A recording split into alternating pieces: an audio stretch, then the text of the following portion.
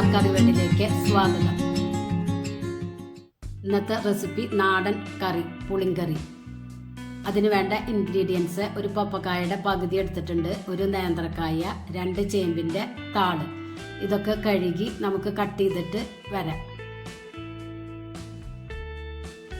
ഒരു കുക്കറിലേക്ക് കട്ട് ചെയ്തെടുത്ത പപ്പക്കായ ഇതുപോലെ വേണം കട്ട് ചെയ്തെടുക്കാൻ. ചേമ്പിൻ്റെ താള്, നേന്ത്രക്കായ ആഡ് ചെയ്ത് കൊടുക്കുക. അത് വേവാനായിട്ട് കുറച്ച് വെള്ളം ആഡ് ചെയ്ത് കൊടുക്കുക. 1/4 ടീസ്പൂൺ മഞ്ഞൾപ്പൊടി, 1 ടേബിൾ സ്പൂൺ മുളക് പൊടി, ആവശ്യത്തിന് ഉപ്പ്. നല്ലവണ്ണം ഇളക്കി കുക്കർ മൂടി ഇത് വേവിച്ചെടുക്കുക. 2 വിസിലിട്ടാ 2 വിസിൽ വന്ന സ്റ്റൗവ് ഓഫ് ചെയ്യുക. അപ്പോഴത്തേന് അതിലേക്കുള്ള പുളി സോക്ക് ചെയ്ത് വയ്ക്കുക. നാരങ്ങ വലുപ്പത്തിൽ ഇതുപോലുള്ള പുളി, അത് കുറച്ച് വെള്ളം ഒഴിച്ചിട്ട് സോക്ക് ചെയ്ത് വയ്ക്കുക.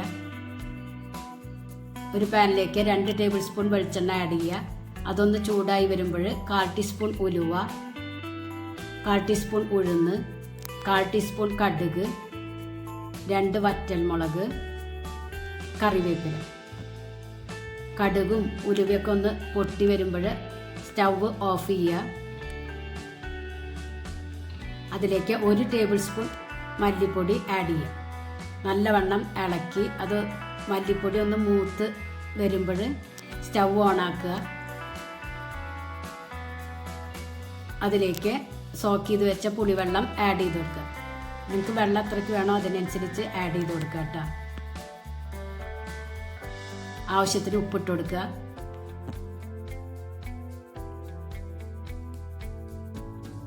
പുളി ഒന്ന് തിളച്ച് വരുമ്പോൾ അതിലേക്ക് കുക്കറിൽ വേവിച്ച് വെച്ച വെജിറ്റബിൾസ് ആഡ് ചെയ്ത് കൊടുക്കുക. പപ്പക്കായും ചേമ്പിൻ്റെ താളും നേന്ത്രക്കായും വേവിച്ചില്ല, അത് ഇതിലേക്ക് ആഡ് ചെയ്ത് കൊടുക്കുക. എന്നിട്ട് നല്ലവണ്ണം ഇളക്കി കൊടുക്കുക. ചാറൊക്കെ ഒന്ന് വറ്റി പുളിയുടെ കുത്തൊക്കെ വിട്ട് വരുമ്പോൾ സ്റ്റൗ ഓഫ് ചെയ്യാം കേട്ടോ. ഞാൻ ഇതുപോലത്തെ കൺസിസ്റ്റൻസിലാണ് എടുക്കുന്നത്. അപ്പോൾ സ്റ്റൗ ഓഫ് ചെയ്തു. അതിൻ്റെ മുകളിൽ കറിവേപ്പില ഇട്ട് കൊടുക്കുക. അടിപൊളി കറിയിട്ടാണ്. നിങ്ങൾ ഒരു പ്രാവശ്യമെങ്കിലും ട്രൈ ചെയ്ത് ഫീഡ്ബാക്ക് അറിയിക്കുക. നിങ്ങൾക്ക് ഈ ചാനൽ ഇഷ്ടമാവുകയാണെങ്കിൽ പ്ലീസ് സപ്പോർട്ട് ചെയ്യുക, ലൈക്ക് ചെയ്യുക, ബെല്ലൈക്കൺ ഒന്ന് അമർത്തുക. അപ്പോൾ ഞാനിടുന്ന വീഡിയോസ് നിങ്ങൾക്ക് കിട്ടും. Thank you.